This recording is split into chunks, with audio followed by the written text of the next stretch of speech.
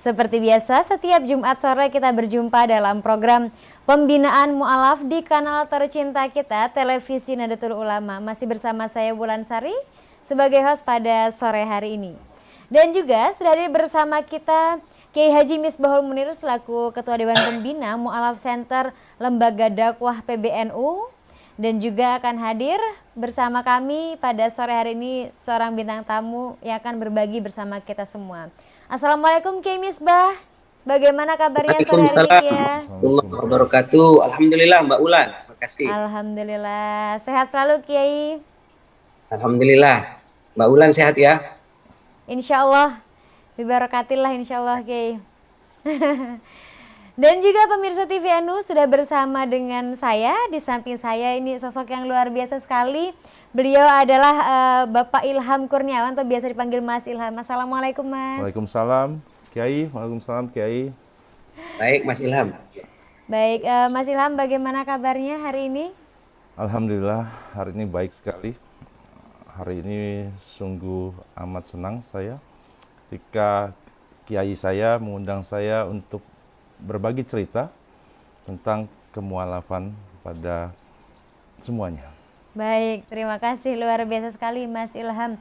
Perlu pemirsa ketahui bahwasanya Mas Ilham ini sudah tidak ingin dipanggil sebagai seorang mu'alaf lagi, tapi harus kita panggil sebagai seorang muslim karena juga beliau sudah menjadi seorang muslim selama 18 tahun. Nah, hari ini beliau juga sebagai wakil ketua PCNU di Jakarta Utara, begitu ya, sudah menjadi pengurus bahkan wakil ketua, begitu kira-kira. Jadi luar biasa sekali, nanti kita akan sharing banyak pada hari ini.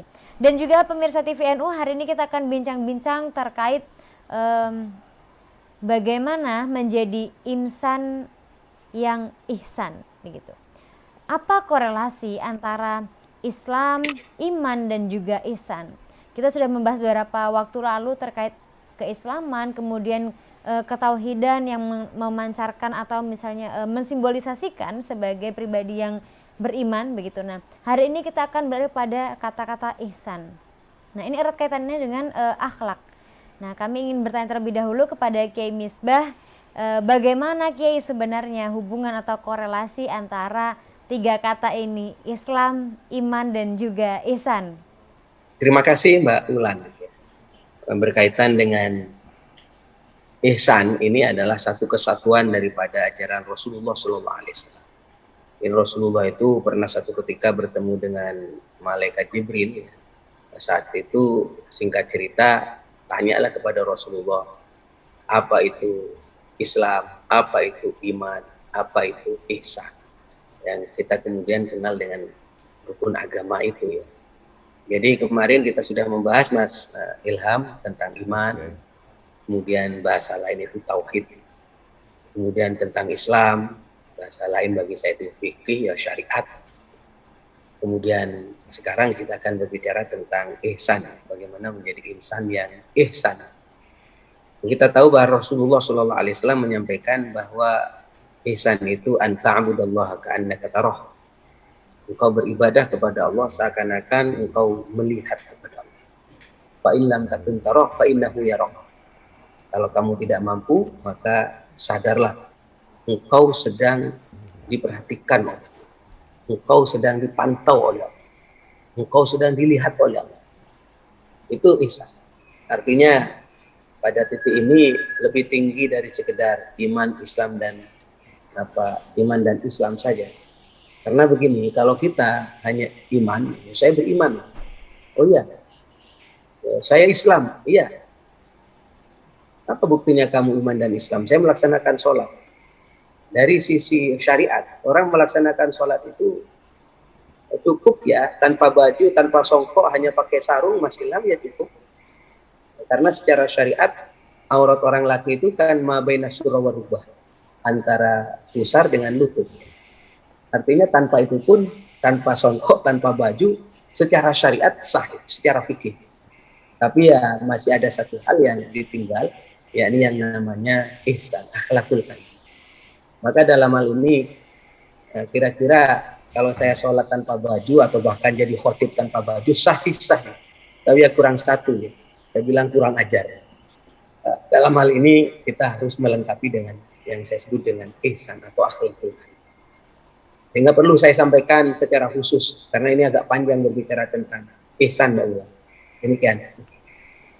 Baik, Kiai, berbicara tentang ihsan tentu kaitannya tadi erat dengan akhlak begitu ya, Kiai.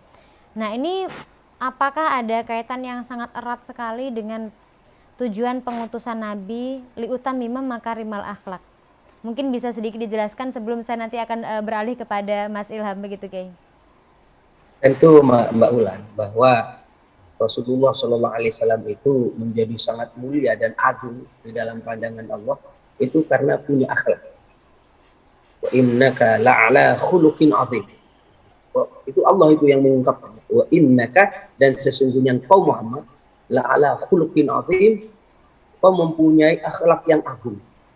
Jadi yang dipuji oleh Allah Subhanahu wa taala terhadap Rasulullah itu akhlak.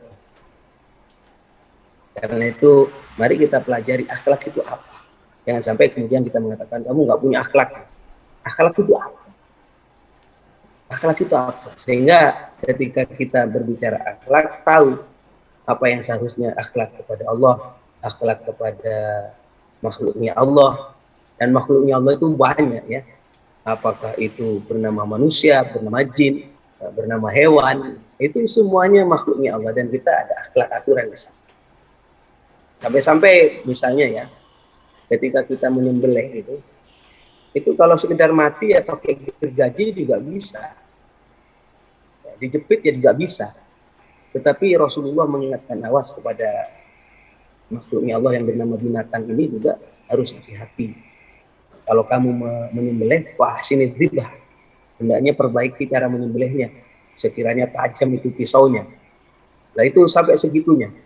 Nah karena itu saya mengatakan, ayo para mu'alaf jangan sampai tidak punya akhlak. Kita harus belajar lebih jauh tentang itu. Demikian Mbak Ina. Baik, terima kasih Kiai. Nah ini kita akan beralih kepada Mas Ilham. Kira-kira perjalanan 18 tahun itu bukanlah perjalanan yang sangat singkat begitu ya Mas, perjalanan yang luar biasa panjang untuk menjadi seorang muslim. Apa yang kemudian membedakan ketika dulu di awal begitu ya masih menjadi seorang mualaf sehingga hari ini sudah lebih banyak mendalami tentang keislaman itu sendiri, terutama mungkin dari segi pendalaman akhlak gitu ya, materi tentang akhlak, tentang keihsanan ini begitu kan, entah itu hablum minallahnya, hablum minanas maupun hablum minal alamnya, begitu Mas Ilham. Ya baik Mbak Ulan, terima kasih banyak sekali lagi. Saya ucapkan terima kasih, alhamdulillah hari ini saya diundang ke TVNU ya untuk bicara sedikit tentang masa lalu, masa dimana awalnya saya bermualaf sampai sekarang saya memberanikan diri untuk bicara sebagai seorang muslim. Walaupun saya akui saya belum kafah karena masih mualaf itu akan tetap melekat di saya. Jadi 18 tahun itu ya memang bukan waktu yang singkat, penuh perjuangan. Ya, tapi di Islam lah saya temukan suatu kesempurnaan dalam beragama. Artinya beribadahnya, hubungan antara sesamanya. Di Islam lah itu yang benar-benar sempurna. Jadi saat ini yang saya harapkan kami yang pernah bermualaf semakin dalam keimanannya untuk Islam, menjaga hubungannya dengan baik kepada sesama, baik juga kepada yang saya rasa ya mungkin non muslim, karena memang dari ihsan lah mereka itu akan bisa melihat kita, mencontoh kita. Artinya kalau kita bisa berbuat baik, insya Allah mereka pun akan lebih percaya pada kita, lebih percaya, hingga apapun yang kita lakukan ke depannya itu akan membawa Islam jauh lebih besar, ya seperti itu. Dan kebetulan Kiai izin hari ini sebetulnya saya ingin belajar sekali banyak sama Kiai tentang ihsan itu sendiri, yang saya rasa secara pribadi saya pun masih belum cukup paham dengan sebenarnya. Karena ya saya rasa saya hanya berbagi ya pada sekitar saya. Coba saya ingin belajar berbagi kepada seluruh masyarakat itu seperti apa, Kiai. Izin Kiai, mohon dibantu. Baik, tadi ada satu hal yang juga saya catat dari yang disampaikan oleh Mas Ilham, bahwasanya mungkin saudara-saudara kita, bahkan itu yang mu'alaf ataupun mungkin yang non-Islam, itu melihat bagaimana kita bermuamalah kepada orang lain, kepada mereka. Itu menjadi salah satu cara memberikan tauladan ya kita kepada teman-teman kita.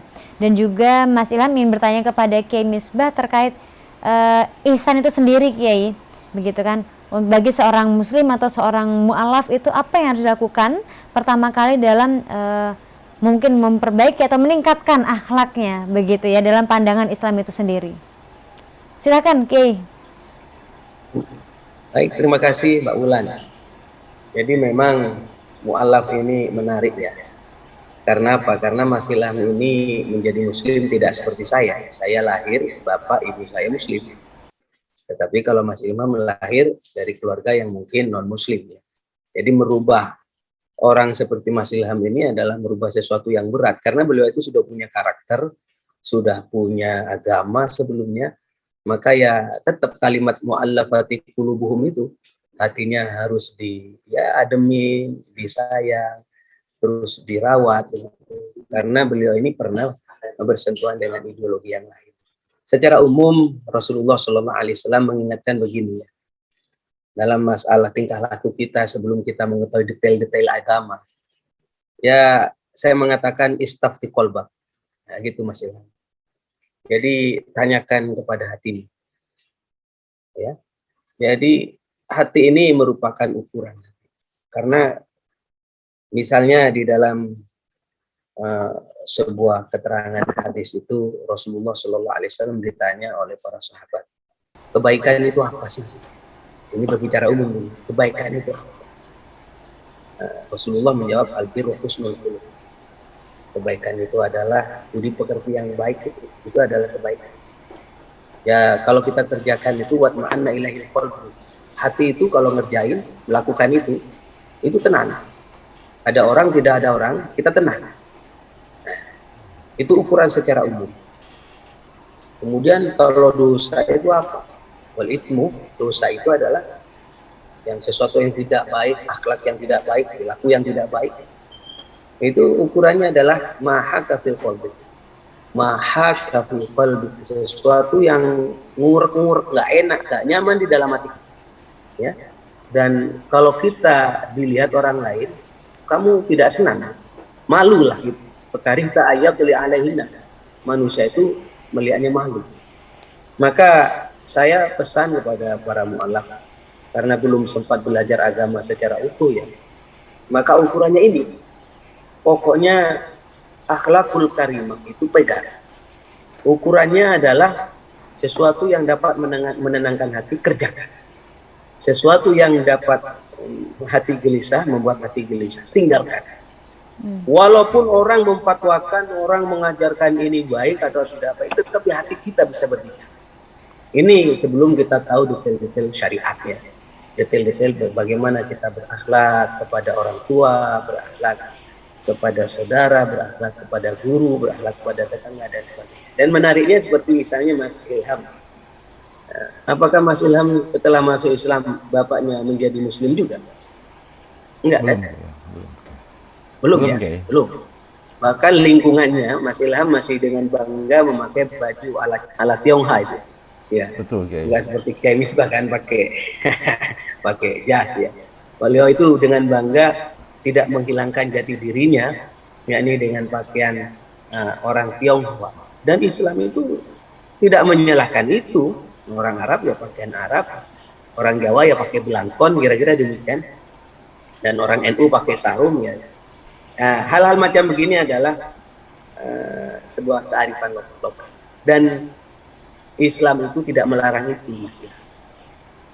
Yang saya ingin tekankan adalah misalnya ini yang sangat sensitif, hubungan antara orang tua dan anak. Sekali lagi, Mas Ilham mungkin sekarang Muslim, orang tuanya saat itu saya berbicara saat itu, masih non muslim, tetap jaga hubungan baik dengan orang tua. Ya akhlaknya bagaimana? Dia menghormat, kewajiban kita memberi nafkah beri. Karena tadi Mas Ilham menyampaikan begini, orang luar itu kan melihat Islam bukan dari Quran, karena Quran mereka nggak bisa baca, tidak melihat dari hadis, tapi melihat daripada perilaku. Itulah yang menjadi cermin. Dan itu saya pesan kepada fakir diri saya sendiri juga Mas Ilham untuk menjaga prinsip ini. Kita ini harus menyenangkan Rasulullah Shallallahu Alaihi Wasallam. Jangan bikin sedih beliau. Ya, dengan cara apa? Ayo kita mengamalkan apa yang diajarkan oleh Rasulullah, akhlak yang diajarkan oleh Rasulullah, ya mari kita amalkan sebisa mungkin. Demikian Mas Ilham. Baik, terima kasih Kiai. Jadi Kiai, saya juga sempat mendengar bahwasanya Mas Ilham ini selain beliau juga seorang mu'alaf, kemudian hari ini insya Allah menjadi seorang muslim ya, begitu ya Mas ya. Juga melakukan pembinaan terhadap saudara-saudara maupun kerabat terdekatnya yang juga masuk Islam atau mu'alaf, begitu ya. Nah, Mas Ilham mungkin bisa sharing kepada seluruh pemirsa TV NU yang juga menyaksikan. Mungkin mereka juga mengalami teman dekatnya masuk Islam, menjadi seorang mu'alaf. Sebenarnya di saat orang pertama kali menjadi mu'alaf, berdasarkan pengalaman dari Mas Ilham sendiri dan juga kerabat-kerabat, apa sih yang dibutuhkan oleh seorang mu'alaf itu sendiri? Jadi begini, teman-teman terdekat saya, alhamdulillah yang paling dekat adalah keponakan saya. Keponakan saya mu'alaf tahun 2015 dan alhamdulillahnya sudah haji. Kalau yang dibutuhkan mu'alaf saat ini, ya jujur ya kita butuh pembinaan yang amat sangat ya kita harus perhatikan di awal mereka, karena menurut pendapat saya sih yang paling berat itu menyatukan mereka dengan keluarganya yang non muslim. Ya artinya kita harus tahu budaya mereka. Ya kebetulan ya saya dari Tionghoa dan saya nggak menyesal menjadi orang Tionghoa karena memang lahir di sono. Tapi saya bangga ketika saya memperoleh hidayah untuk memeluk agama Islam. Dan saya nggak akan pernah malu kalau ditanya Muslim Tionghoa, ya Tionghoa. Jadi yang diperlukan itu menurut saya ya artinya kedekatan kita, artinya ya saling menjaga mereka, ya artinya mengingatkan ya kalau misalnya mereka masih goyang-goyang, ketika mu'alaf masih goyang-goyang, ayo kita bantu dia luruskan kembali, nggak pernah bosan untuk mengajak mereka. Ya, kira seperti itu ya Mbak Ulan ya. Kalau menurut saya, ayo kita rangkul terus, rangkul sampai mereka sampai pada masanya. Ya karena juga menurut saya ya, jadi saya pun menjadi seperti ini butuh waktu, proses. Ya artinya ketika saya bermualaf 18 tahun yang lalu, itu memang tidak mudah. Saya duduk bersama seorang kiai waktu itu, almarhum, dan saya belajar Islam itu bukan sehari 2 hari, 6 bulan saya mesti belajar Islam, tentang Islam. Ya artinya di situ saya ngerasa, oh iya, Islam itu ternyata indah. Semakin saya dalam mempelajari itu, semakin lebih merasa damai yang nggak pernah saya rasakan mungkin. Ya artinya nggak pernah ditahu lah. Kalau nggak pernah duduk ya nggak akan pernah tahu, nggak pernah belajar ya nggak pernah tahu. Tapi 6 bulan itu waktu yang cukup lama ketika saya belajar untuk menjadi Islam. Nah, ya alhamdulillahnya setelah itu ya baru saya dimualafkan. Ya sampai sekarang ya alhamdulillah 18 tahun itu ya saya masih tetap di Muslim. Artinya hubungan saya bisa menjaga hubungan saya dengan semua, baik dengan keluarga saya, dengan orang-orang tua saya, ataupun dengan kerabat saya. Baik, Mas Ilham tadi menyampaikan bahwa yang dibutuhkan oleh seorang mu'alaf ketika mungkin baru pertama kali masuk Islam adalah pembinaan, begitu ya, yang intensif mungkin. Betul. Karena ya butuh diberikan petunjuk dan jalan-jalan ya, begitu ya, Kiai, ya Mas ya. Baik, selanjutnya ini kan sudah 18 tahun dan hari ini menjadi pengurus di pengurus cabang Jakarta Utara PCNU, begitu ya. Nah, sebelum kemudian memutuskan untuk mengikuti atau masuk di kelompok Nahdlatul Ulama, mengapa memilih Nahdlatul Ulama, begitu Mas Ilham? Sebetulnya jawabannya mudah. Karena NU itu terbuka, amat sangat terbuka untuk semua.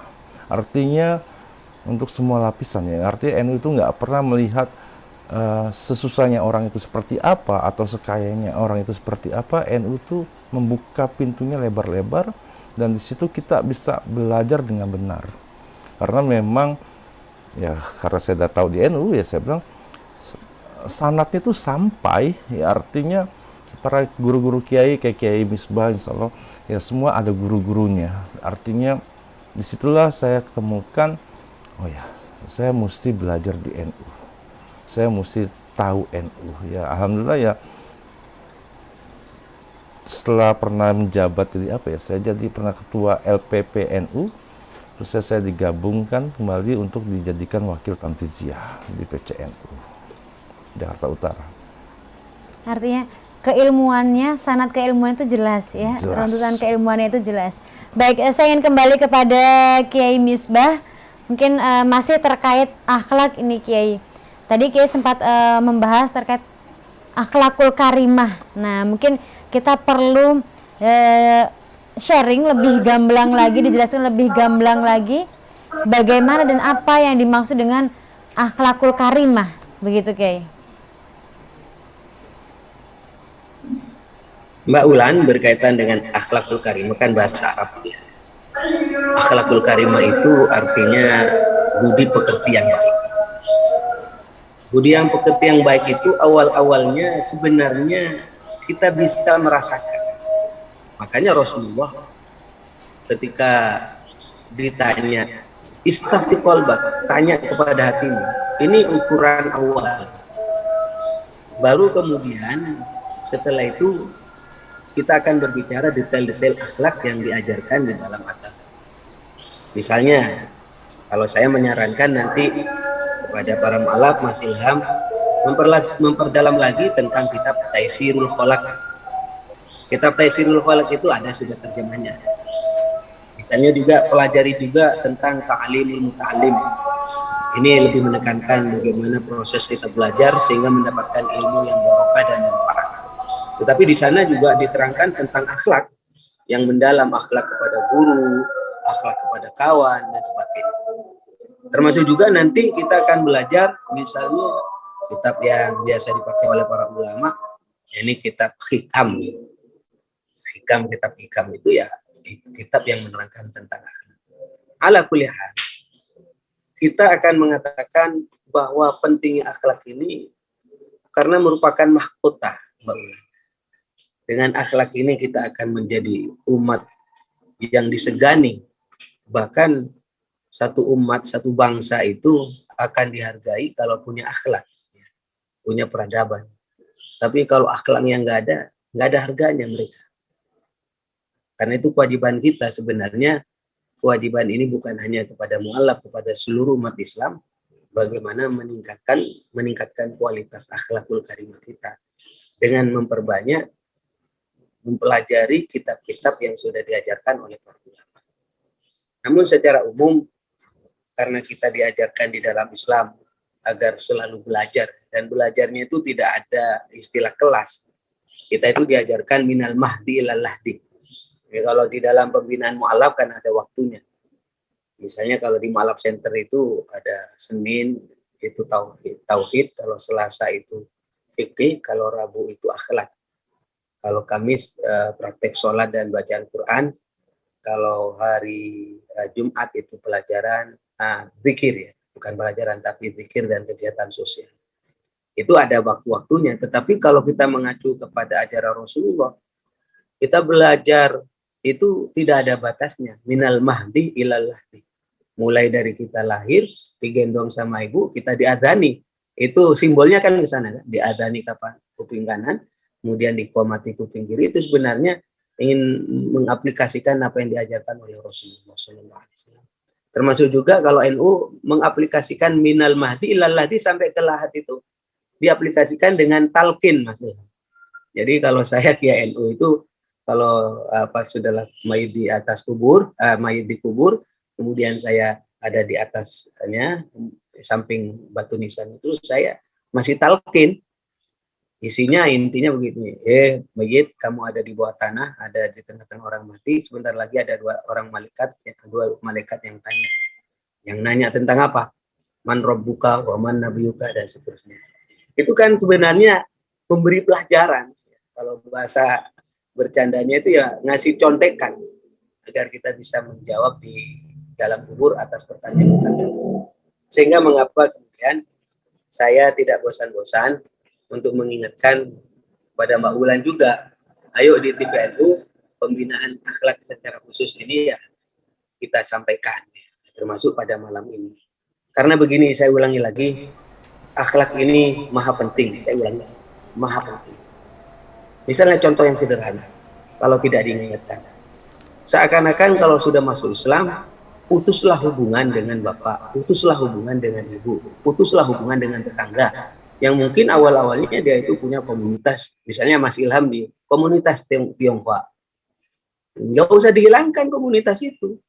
Nggak mungkin Mas Ilham itu berganti nama, Ilham Al-Habsyi misalnya. Ilham As-Segaf, nggak mungkin, namanya dilaknat sama Rasulullah. Mengganti-ganti bin itu, nggak boleh. Tetap sebagai orang Tionghoa bangga. Nah, kenapa saya mengatakan demikian? Misalnya, kenapa harus menjaga hubungan dengan tetangga misalnya? Itu kan diajarkan. Tetangga siapa? Tetangga siapapun. Muslimkah atau non-muslimkah? Contoh ini, contoh kasusnya. Rasulullah kan pernah menyampaikan begini. Mazala Jibril yusini bil jar. Yang namanya malaikat Jibril itu tiada henti-hentinya mengingatkan kepada aku. Awas tetanggamu, jaga tetanggamu, jaga tetanggamu. Tetanggaku ini ada yang muslim, ada yang non-muslim. Ya coba bayangkan. Jadi bagaimana akhlak kepada mereka? Misalnya kalau kita punya makanan, ini sama agak detail ya, masuk pada detail. Punya makanan, bagaimana sekiranya kuahnya diperbanyak, itu ungkapannya loh. Sehingga nanti bisa dibagi kepada tetangga. Maksudnya berbagi. Berbagi. Kalau dulu dilambangkan, kalau bisa kuahnya diperbanyak, biar rasanya itu merata kepada tetangga. Jadi di dalam kitab Taisirul Khalaq begitu diterangkan. Nah itu pesan-pesannya apa? Pesan-pesannya adalah bagaimana sekiranya kita itu menjaga akhlakul karimah, menjaga hati kita, menjaga hati tetangga, yang mungkin dia ada yang muslim, ada yang non-muslim. Nah inilah yang akan menjadi corong Mas Ilham. Nanti kalau ini dipakai oleh kita, akhlak yang baik, yang menyenangkan kepada orang ini, maka ya nggak usah teriak-teriak ngajak orang untuk berdakwah ya. Ngajak Islam enggak. Mungkin Mas Ilham dulu tertarik kepada Islam bukan hanya karena sekedar diajak untuk Islam, tetapi kan tertarik hatinya. Saya ingin tahu nanti ceritanya seperti apa. Inilah buah daripada akhlakul karimah, sehingga Rasulullah SAW sukses itu ya bukan dengan teori-teori ilmu pengetahuan yang nuki-nuki, tetapi akhlak yang ditampilkan oleh Rasulullah SAW. Tadi Kiai sempat menyampaikan bahwasanya ada beberapa kitab yang juga mengajarkan tentang bagaimana menjadi seorang muslim dengan akhlakul karimah, begitu Kiai. Nah Kiai, saya ingin bertanya terlebih dahulu terkait pembelajaran. Hari ini semua orang bisa belajar dari berbagai macam sumber, termasuk dari misalnya internet dan lain sebagainya. Sedangkan di NU itu sendiri kita banyak belajar di kitab-kitab. Sebenarnya apa sih Kiai membedakan antara kita harus belajar dari kitab gitu kan, atau belajar di internet, begitu Kiai? Mbak Ulam, mau belajar dari manapun sebenarnya boleh ya. Internet itu cuma alat. Namanya alat itu ya tergantung siapa yang make. Maka saya pada kesempatan kali ini kan memberi pengajian lewat alat. Ya, media sosial kan, tersampaikanlah pesan-pesan kalian. Nggak jadi masalah. Yang jadi persoalan adalah ketika kita sembarangan memungut ilmu pengetahuan dari sumber yang tidak jelas. Ustadznya dari mana? Ormasnya juga nggak jelas. Dari NU bukan, dari Muhammadiyah bukan, dari MUI bukan. Terus dari mana? Gitu. Karena kalau mau disederhanakan di Indonesia itu ya kira-kira ya afiliasinya itu cuma dua, apa ke NU atau ke Muhammadiyah. Yang lain-lain itu kan masih belum jelas, remang-remang. Dalam hal ini, mengapa saya tekankan, ayo belajar dari ustadz yang ada jaminannya. Karena ustadz itu yang membawa sana, yang membawa keilmuan. Saya sering mengingatkan al-isnad minad-din. Jadi sanad keilmuan itu, ketersambungan guru itu, minad-din bagian daripada agama. Kalau kita laulal isnad, kok andaikan tidak ada sanad, guru yang jelas. Laqala man sya'a ma sya'a. Laqala man sya'a ma laqala man sya'a ma sya'a. Misalnya orang akan ngomong semaunya begitu. Jadi itulah pentingnya sanad. Nah, dalam hal ini saya terus terang saja kalau ditanyakan, saya ini kan pengurus lembaga dakwah. Jelas dijamin oleh para kiai. Oh dulu nyantrinya di mana? Jelas saya nyantri di pondok pesantren Sidogiri misal Pak Surya. Keilmuannya sudah tidak diragukan. Nah, ini yang membuat kemudian saya berani menekankan, ayo belajar dari Nahdlatul Ulama. Kalau Kiai Said itu malah jelas ya. Pokoknya kalau urusan agama tidak ngaji ke NU salah semua gitu kira-kira. Karena apa? Karena beliau itu saya ingin memaklumi dan memahami karena selama ini kadang-kadang orang melihat apa NU itu dituduh sebagai jamiah ahlul bid'ah wal jamaah. Jadi bukan ahlus sunnah wal jamaah, jamiah yang mengumandangkan mengajak kepada bid'ah dan rombongan lagi wal jamaah.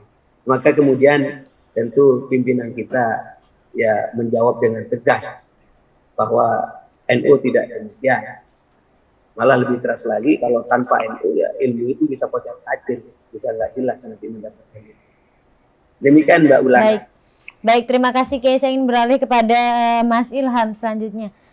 Mas Ilham sebagai salah satu wakil ketua begitu ya panjenengan di PCNU Jakarta Utara tentu juga mengalami banyak sekali tantangan-tantangan, terutama mungkin dalam hal pembinaan sahabat-sahabat yang mu'alaf di sana, kerabat-kerabat yang mu'alaf gitu. Ada yang mu'alaf dari berbagai macam kategori umur atau usianya, anak kecil bahkan sampai orang tua begitu ya. Apa saja sebenarnya tantangan dan juga hambatannya dalam membina para mu'alaf yang mungkin masih baru dari kerabat-kerabat dari Mas Ilham sendiri? Karena saya dengar sudah puluhan orang yang juga dibina oleh Mas Ilham menjadi mu'alaf begitu ya? Ya, ini salah satu keuntungan saya ketika saya bisa duduk di Nahdlatul Ulama. Ya, artinya di sini saya punya guru-guru, ada kiai-kiai, ustadz-ustadz yang memang amat sangat membantu saya ketika saya bisa membawa teman-teman atau saudara-saudara saya yang bermualaf untuk mendapatkan pembinaan. Jadi memang kebanyakan yang saya pakai, artinya saya minta bantuannya itu dari Nahdlatul Ulama.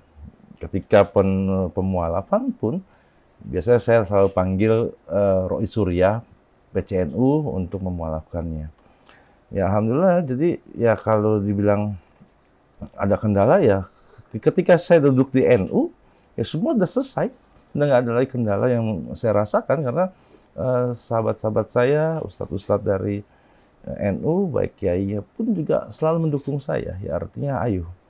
Jadi tidak terlepas yang kita mualafkan itu dari Tionghoa kah, dari suku Batak kah, ataupun dari orang luar negeri, ya mereka tetap bisa. Ya sebetulnya NU itu udah komplit, mau diapain lagi? Apa yang kurang dari NU?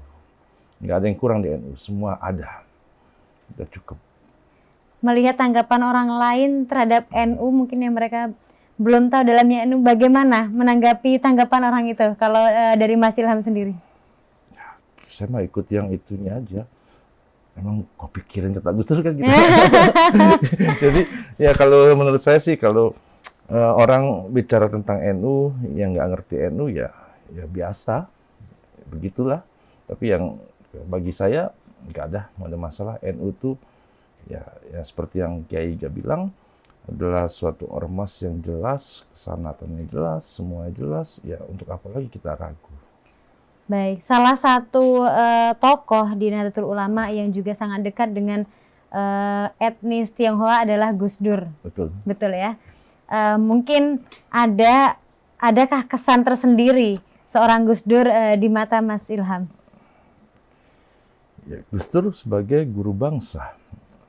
Gus Dur, ya kalau kita mau bicara, ya amat sangat memperjuangkan Tionghoa. Artinya penggunaan kata Tionghoa juga dari Gus Dur toh.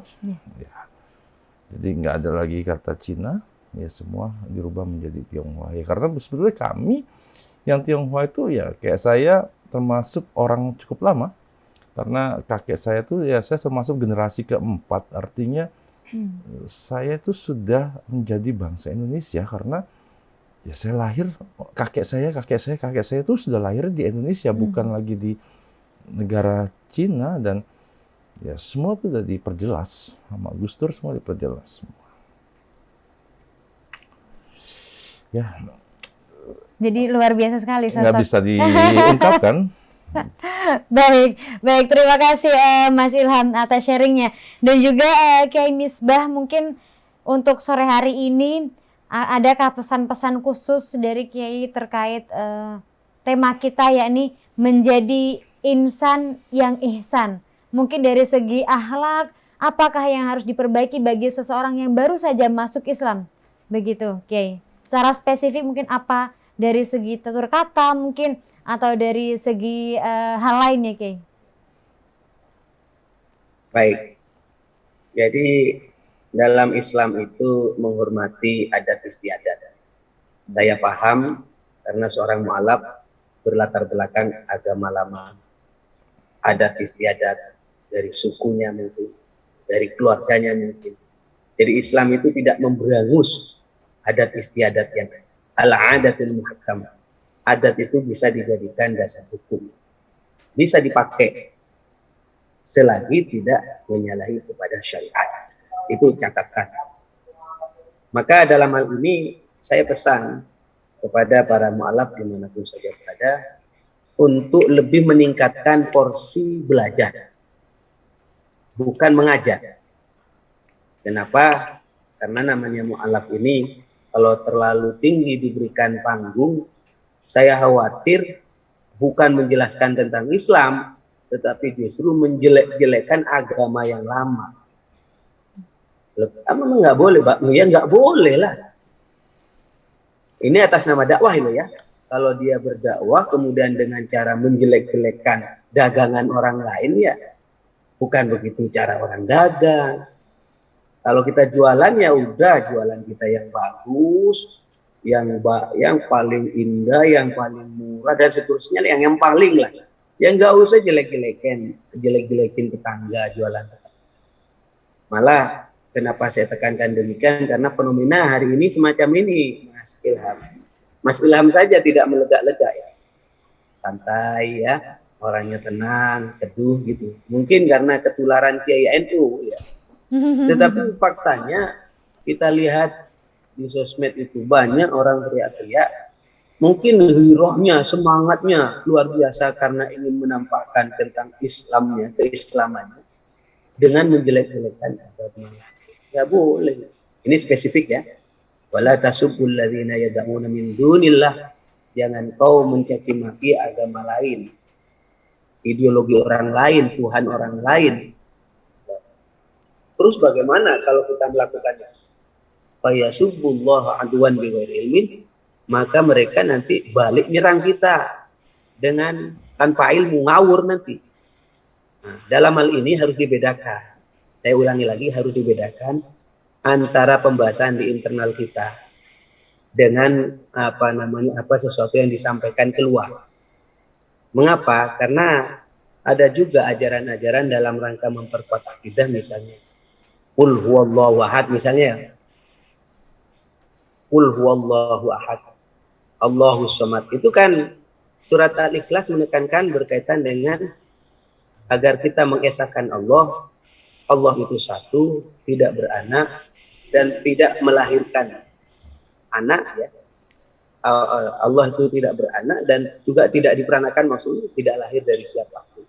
Ini pembahasan ini kalau dipahami keluar seakan-akan menyerang agama lain, tidak. Ini internal. Ya, internal. Jadi pembahasan macam begini, surat Al-Ikhlas itu meneguhkan tentang ketauhidan kita yang membedakan dengan orang. Nadanya pun ya ke dalam. Mohon maaf, nadanya, kemudian narasinya, ya caranya juga demikian. Bukan dalam rangka menjelekkan, kebaca ya, kalau menjelekkan orang lain atau mengolok-olok agama. Nah, dalam hal ini saya contohnya begini saja lah. Karena ada yang ngomong, Yai, kan kita dalam rangka menguatkan akidah dan membedakan. Iya, ke dalam. Sesuatu yang di dalam itu, kalau keluar, itu jadi masalah. Contoh, di dalam perut saya ini ada kotoran, Mbak Ula. Ada darah. Ya. Kalau masih di dalam, boleh dibuat sholat. Boleh. Misalnya saya sudah punya wudhu, tidak punya hadas kecil, tidak punya hadas besar. Sudah wudhu lah ya, sudah mandi besar. Kan boleh sholat. Walaupun di dalam tubuh kita, ini ada kotoran, mohon maaf. Tapi kalau kotoran itu keluar, ada di tangan, najis itu, tidak sah sholat. Jadi demikian, pembahasan saya itu sangat hati-hati berbicara tentang mualaf, dan saya pesan nanti jangan sampai kita membahas masa lalu yang kemudian dikesankan kepada ideologi agama-agama yang itu tidak bagus, malah kontraproduktif nanti ya. Kontraproduktif apa? Justru orang melihat Islam kok begitu. Enggak, Islam itu menampakkan akhlak yang baik. Akhlak yang baik itu pesannya adalah bagaimana sekiranya orang lain menjadi nyaman, menjadi damai, menjadi tenang. Demikian, secara umum akhlak itu seperti itu. Bagaimana sekiranya orang lain itu menjadi nyaman bagi kita, menjadi nyaman dengan keberadaan kita. Jadi ukurannya itu nanti kalau kita mau melakukan apapun ya, apakah tindakan, ucapan itu Mas Ilham, apapun lah, ukur kepada diri kita. Kalau kira-kira saya nulis status ini menyinggung orang lain, jangan. Kalau saya membaca status ini hubungannya dengan sosial media, atau saya membuat tulisan WA di grup ini dapat menyinggung orang lain dan pandaikan posisinya itu orang lain bisa saya dan menyakitkan, jangan kerjakan. Rasulullah secara umum kan memberi ajaran apa? Kalau kamu menjadi orang muslim yang baik, maka jangan sampai melakukan hal yang menyakitkan. Perlakukan orang lain itu sebagaimana kamu ingin diperlakukan. Nah, kira-kira kalau kamu nyubit sakit, jangan nyubit. Kalau kamu ngata-ngatain, dikata-katain orang nggak enak, jangan ngata-ngatain orang. Dan seterusnya. Jadi dikembalikan kepada diri. Karena itu awal saya mengatakan, Mas Ilham, istafti qalbak. Tanyakan kepada hatimu. Ini sebelum ngaji detail ya. Sebelum ngaji detail tentang kitab akhlak, istafti qalbak. Tanyakan kepada hatimu, kalau tidak nyaman jangan kerjakan, kalau malu jangan kerjakan, tapi kalau membuat hatimu damai, lakukan. Demikian Mbak Ulan. Baik, minimal tadi ada 2 poin yang juga saya catat, bahwasanya untuk mewujudkan akhlakul karimah kita harus tetap menghargai perbedaan, dan juga jangan lelah untuk terus belajar, untuk meningkatkan diri, mengimprovisasi diri, begitu ya kira-kira Kiai. Mungkin dari Mas Ilham sendiri ada pesan-pesan untuk seluruh pemirsa TVNU mungkin, atau sahabat-sahabat yang baru mualaf begitu ya, dari perspektif Mas Ilham. Monggo. Jangan pernah letih untuk belajar. Jangan pernah berhenti kalaupun tersandung. Maju terus karena di sana pasti ada keberhasilan. Baik, cukup Mas. Cukup. Luar biasa sekali. Baik, sore hari ini luar biasa kita berbincang singkat, padat, tapi luar biasa ini berat ya, tentang berbicara tentang akhlak, karena ini adalah pembelajaran selama hidup berkaitan dengan akhlak ini. Begitu ya. Baik, saya ucapkan terima kasih kepada Kiai Misbah yang sudah meluangkan waktunya untuk berbagi pada sore hari ini, dan juga kepada Mas Ilham. Terima kasih. Sama-sama. Sudah hadir langsung di studio TVNU. Dan juga untuk seluruh pemirsa TVNU tentunya jangan pernah lewatkan program Pembinaan Mu'alaf setiap Jumat sore hanya di kanal tercinta kita, Televisi Nahdlatul Ulama. Saya Wulan Sari, mohon pamit undur diri, terima kasih. Wassalamualaikum warahmatullahi wabarakatuh.